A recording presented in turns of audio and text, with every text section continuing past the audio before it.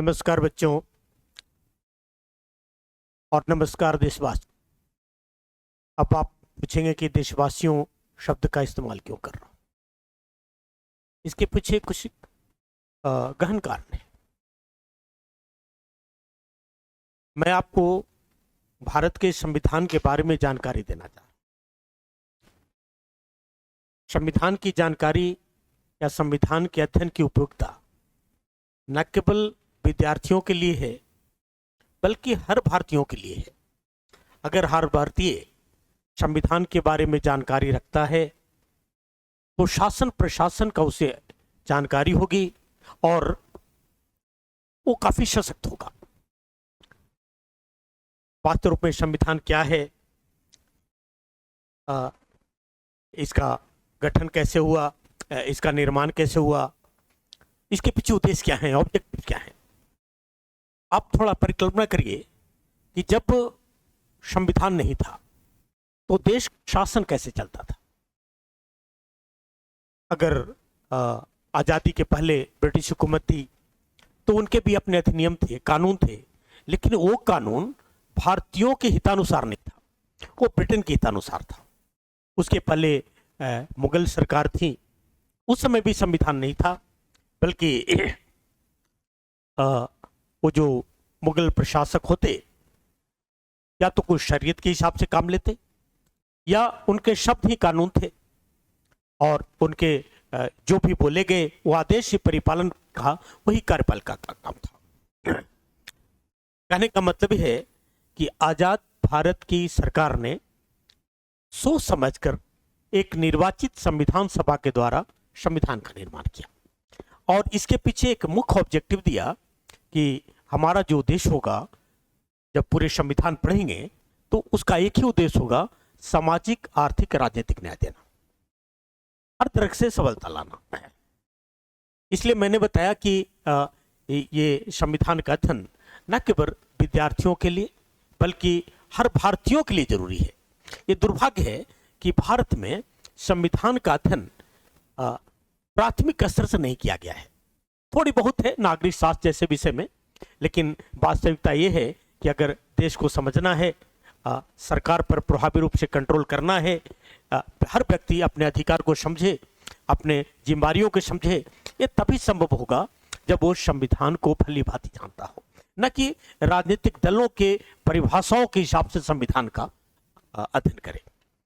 इसलिए हमारी कोशिश है कि जिस संविधान को आज से शुभारंभ करने जा रहा हूं, इसका उद्देश्य सिर्फ ये नहीं है कि जो आईएएस की तैयारी कर रहे हैं, प्रोविंशियल सिविल सर्विस के कर रहे हैं, जुडिशरी कर रहे हैं, कॉम्पिटिटिव एग्जामिनेशन कर रहे हैं, उन्हीं के लिए सिर्फ है, बल्कि उनके लिए भी है कि हर भारतीय जो पढ़ा लिखा नहीं भी है, संविधान को नहीं भी जानता है, वो भी प्रभावी रूप से काफी सहज और सरल तरीके से समझ ले। हालांकि संविधान की भाषा बड़ी ही जटिल है। जटिल इसलिए है कि भारत का संविधान का जो निर्माण किया गया वो सच पूछिए तो आम जनता ने नहीं किया, बल्कि ये वकीलों ने किया है। और वकीलों की भाषा काफी क्लिष्ट हुआ करती है, क्रिटिकल हुआ करता है। इसलिए भारत के संविधान के बारे में ये कहा गया है कि भारत का संविधान वकीलों के लिए स्वर्ग है, यानी लॉयर्स पैराडाइज है। हमारा उद्देश्य है कि हम वकीलों के लिए स्वर्ग नहीं बल्कि आम जनता के लिए स्वर्ग बनाते। इसलिए आप पूरे इस सीरीज को शुरू से अंत तक देखने का कष्ट करें, आपको काफी समझ विकसित हो जाएगा और आप जागरूक हो जाएंगे। भारत का जो संविधान है अभी वर्तमान समय में 26 भाग हैं, 12 अनुसूचियां हैं और 448 अनुच्छेद हैं। जब संविधान बना था, जो मूल संविधान था, उसमें 22 भाग थे, 8 अनुसूची थी और 395 अनुच्छेद थे। अब हम सबको एक व्यवस्थित तरीके से आपके साथ शेयर करेंगे। तो सबसे पहले आते हैं कि संविधान का भाग फर्स्ट क्या है। तो आइए स्टडी करते हैं संविधान का स्ट्रक्चर और फंक्शन कैसे का होता है। हमारे संविधान में टोटल 26 भाग है और जो अनुसूची है ये 12 है और अनुच्छेद है 448। जब मूल संविधान बना था, संविधान कैसे बना था उसकी बात अभी नहीं कर रहा हूं, उसमें जो टोटल भाग थे 22 थे, अनुसूची 8 थे और अनुच्छेद 395 थे। अध्ययन की सुविधा के हिसाब से संविधान को भाग में बांट दिया। विशेष प्रावधान अनुसूची में डाला, एक शेड्यूल बने और ये वैधानिक विधि हो गई कि संविधान में कहां पर क्या लिखा हुआ है। तो सबसे पहला भाग है भाग फर्स्ट। इसका मतलब यह हुआ कि ये भाग फर्स्ट हो गए।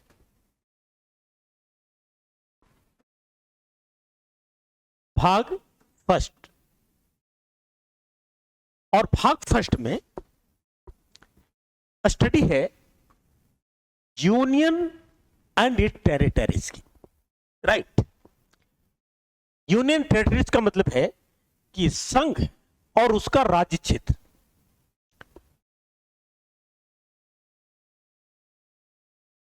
आर्टिकल 1 से 4 के बीच इसका अध्ययन है।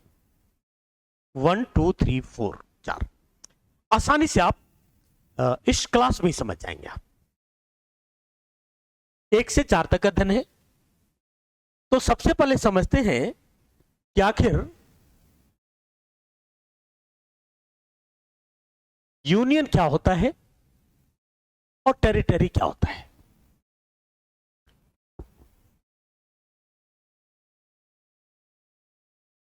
एक शब्द इस्तेमाल होता है फेडरेशन ऑफ स्टेट्स और एक होता है union of states. Federation of states and union of states. हमारे संविधान में यूनियन शब्द इस्तेमाल हुआ है।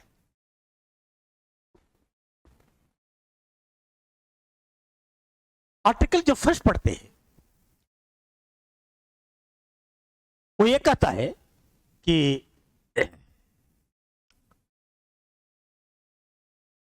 Name and territory of the union, यानी भारत का नाम क्या है और उसका क्षेत्र कहां तक है। यह पहला आर्टिकल कहता है, यानी कुल मिलाकर डेफिनेशन दे रहा है। हमने आपको बताया कि पहले यूनियन समझेंगे और टेरिटरी समझेंगे।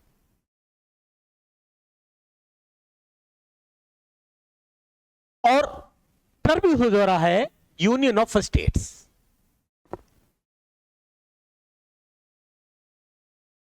Name and territory of India जो कहता है कि India that is Bharat shall be union of states. India that is Bharat shall be union of states. India जिसे भारत भी कहते हैं वो यूनियन ऑफ स्टेट्स है। आप इसे ऐसे समझिए,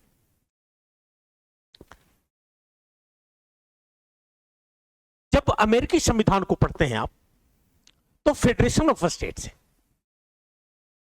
फेडरेशन ऑफ स्टेट का जो फीचर है वो फीचर ये है कि बहुत सारी इंडिपेंडेंट यूनिट यानी संप्रभु यूनिट एक समझौते के तहत अमेरिका में मर्ज किया, इसलिए फेडरेशन है। और उसकी फीचर यह है कि फेडरेशन ऑफ स्टेट्स में राज्यों के अलग संविधान होते हैं और सेंट्रल का अलग होता है। ये चीजें भारत में नहीं है। भारत में यह है कि केंद्र का यानी सेंटर का और राज्य का दोनों का एक ही संविधान है। एक्चुअली अगर इसलिए अमेरिका को यूनाइटेड स्टेट्स ऑफ अमेरिका भी बोलते हैं और भारत को यूनियन ऑफ स्टेट्स भी बोलते हैं। तो यूनियन एक राजनीतिक पॉलिटिकल शब्द है, टेरिटरी एक ज्योग्राफिकल वर्ड है। जहां तक भारत की संप्रभुता है वो टेरिटरी है। जैसे मान लो हमारे पास, मान लो क्या है ही 28 राज्य हैं, 8 केंद्र शासित प्रदेश है। इसके अलावा कुछ और भी तो भूभाग हैं, सामुद्रिक एरिया है, पहाड़ी क्षेत्र है, या कोई और एरिया जो भारत सरकार के अधीन आ गया है। ये सब भारत का क्षेत्र है। इसलिए यूनियन ऑफ इंडिया, यूनियन और टेरिटरी दो वर्ड हो गए, इसलिए इसकी टाइटल दी गई है यूनियन एंड इट्स टेरिटरी। यानी सबसे पहले हम भारत को समझेंगे कि भारत कहां तक है, क्या है, संविधान ने क्या कहा है, तभी हम प्रैक्टिकली शासन को समझेंगे। इसलिए इस चैप्टर का उद्देश्य है सिर्फ संविधान नहीं पढ़ाना, संविधान के साथ शासन को समझना। राइट? तो बारीकी से समझने का प्रयास करेंगे और काफी सरल तरीके से समझ जाएंगे। आप अंत तक बने रहना। तो नंबर 1 ये आया कि भारत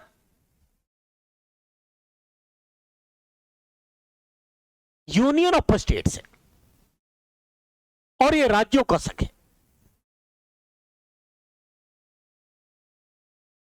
यूनियन ऑफ स्टेट्स में यानी जो भारत का जो संघ है उसमें राज्यों को संघ से होने का अधिकार ही नहीं है। आप ऐसे मानो ये अंगुलियां हैं और ये पाम है, टोटल मिलकर बना। अंगुलियों को इससे अलग होने का अधिकार नहीं है किसी भी कीमत पर नहीं, क्योंकि ये स्वतंत्र इकाई ही नहीं है बल्कि एक प्रशासनिक इकाई है। शासन प्रशासन की सुविधा के लिए हमने इकाइयां बनाई जिसे हम राज्य बोलते हैं, स्टेट बोलते हैं। वैसे राजनीतिक शास्त्र के दृष्टिकोण से राज्य का मतलब कुछ और होता है। वो क्या होता है? राज्य को समझने के लिए 4 चीजों को होना जरूरी है। स्टेट को समझने के लिए 4 चीजों को होना जरूरी है। नंबर 1, सरकार होनी चाहिए। तो सरकार यूपी की भी है, सरकार एमपी की भी है, सरकार भारत सरकार की भी है। तो एक तो सरकार हो गए भारत का भी और राज्यों का भी। दूसरा है जनसंख्या होनी चाहिए।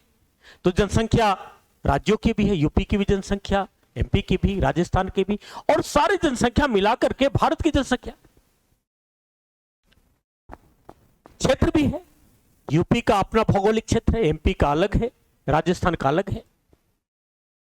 तो ये 3 चीजें यानी जनसंख्या, सरकार और क्षेत्र, ये कॉमन है। यानी भारत सरकार के पास भी है और राज्यों के पास भी है।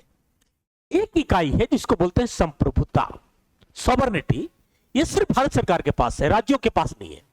संप्रभुता का मतलब है जिसके ऊपर कोई दूसरी ताकत ना हो। जिसके ऊपर कोई दूसरी ताकत नहीं हो वो सिर्फ भारत सरकार है। इसलिए राजनीतिक शास्त्र के हिसाब से राज्य नहीं है, राज्य सिर्फ भारत है। इसलिए हरियाणा, पंजाब, यूपी, राजस्थान राज्य में नहीं आता। इसलिए यहां से कहा गया है यूनियन ऑफ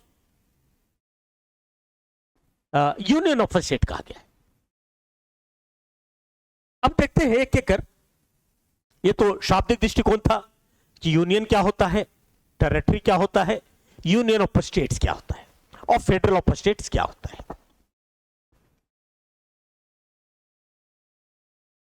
चैप्टर जो पार्ट फर्स्ट है और आर्टिकल जो फर्स्ट है,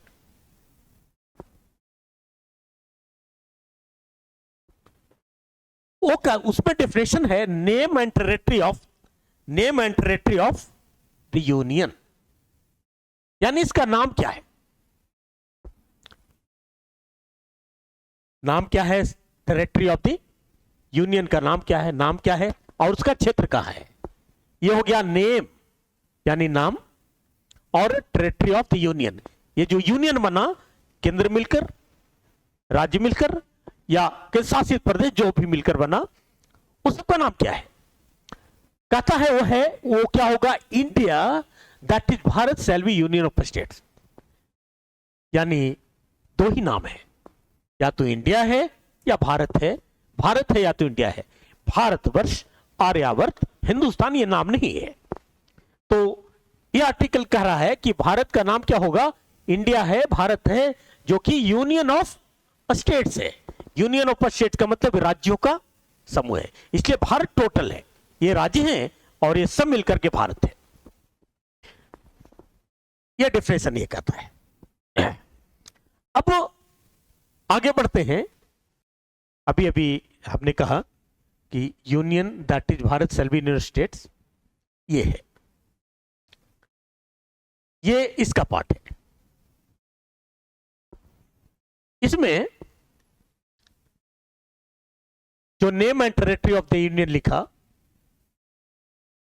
इसमें 3 सब क्लॉजेज हैं, 1, 2, 3। आर्टिकल फर्स्ट की 3 सब क्लॉजेज हैं। ये आर्टिकल्स नहीं है बल्कि उसके उपधाराएं हैं। तो पहला तो हमने बोल दिया कि इसका नाम क्या होगा? वो कह रहा है कि भारत होगा या इंडिया होगा।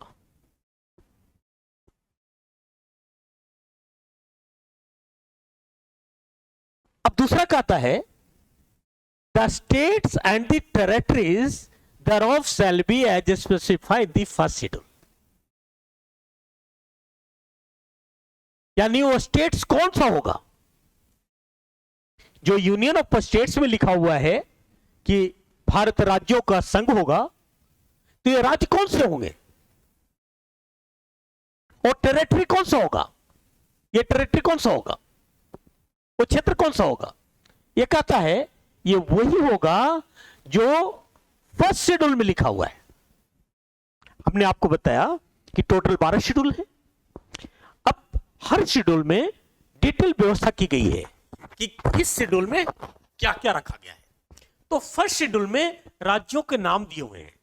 अगर किसी राज्य का नाम उस शेड्यूल में नहीं है तो यूनियन का पार्ट नहीं है, इसलिए कोई राज्य बनेगा तो उसकी लिस्टिंग फर्स्ट शेड्यूल में रखी जाएगी, राइट? तो एक आया the states and the territories thereof shall be as a specified in the first schedule, ये फर्स्ट शेड्यूल में होगा। जो कि फर्स्ट शेड्यूल में क्या है? अभी वर्तमान रूप में 28 राज्य हैं और 8 केंद्र शासित प्रदेश है, जो कि फर्स्ट शेड्यूल में दिया हुआ है। फिर तीसरा सब क्लॉज कहता है आर्टिकल फर्स्ट का, यह आर्टिकल फर्स्ट है, उसके सब क्लॉजेज हैं। वो कहता है the territory of the India shall comprise. अभी तो हमने बताया कि स्टेट्स कहां होगा, टेरिटरी फिर क्या होगा? कहता है ये the territory of the India shall comprise, कौन कौन होगा? पूरे भारत का क्षेत्र कहां तक होगा? तो पूरे भारत का क्षेत्र कह रहा है the territories of the states, यानी यूपी ऐसे सर्किल में नहीं है, मैं समझाने के ख्याल से बता रहा हूं, एमपी, राजस्थान, बिहार, तमिलनाडु, जो भी है ये सब टेरिटरी हो गए। यानी यूपी आ गया, एमपी आ गया, राजस्थान आ गया, जितने भी स्टेट्स हैं उसका जहां तक क्षेत्र है वो टेरिटरी कहलाया किसका?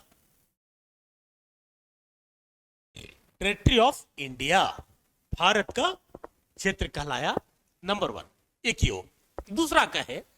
The union territories specified in the first schedule, राज्य का तो क्षेत्र ही, केंद्र के टेरिटरीज जो फर्स्ट शेड्यूल में लिखा हुआ है।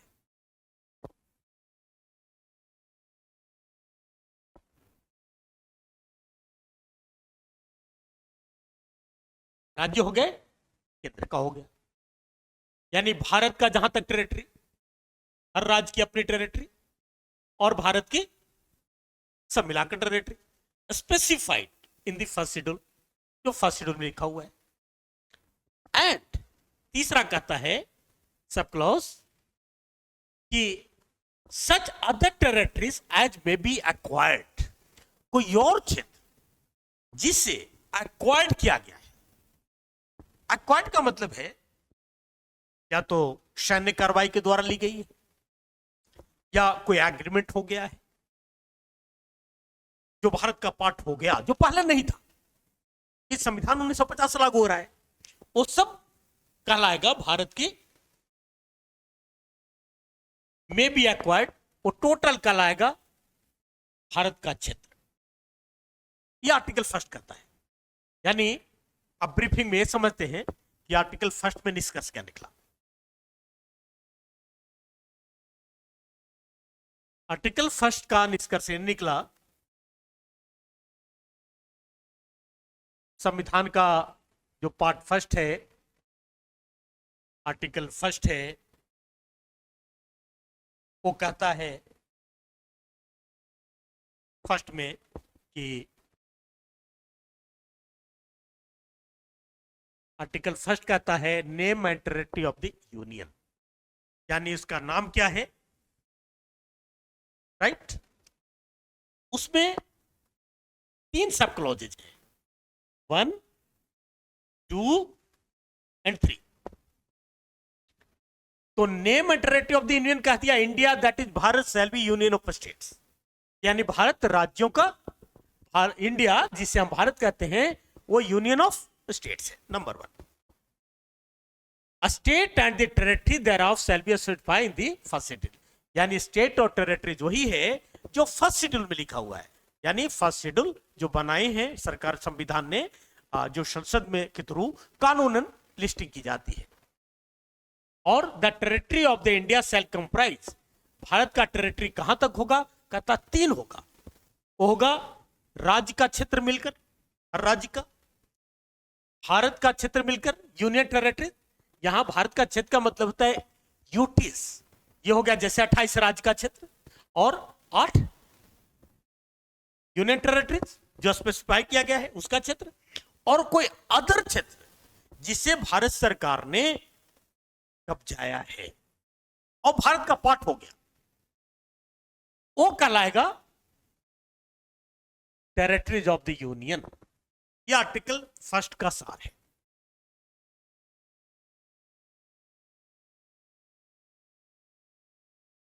That's all फर्स्ट का सार है। अब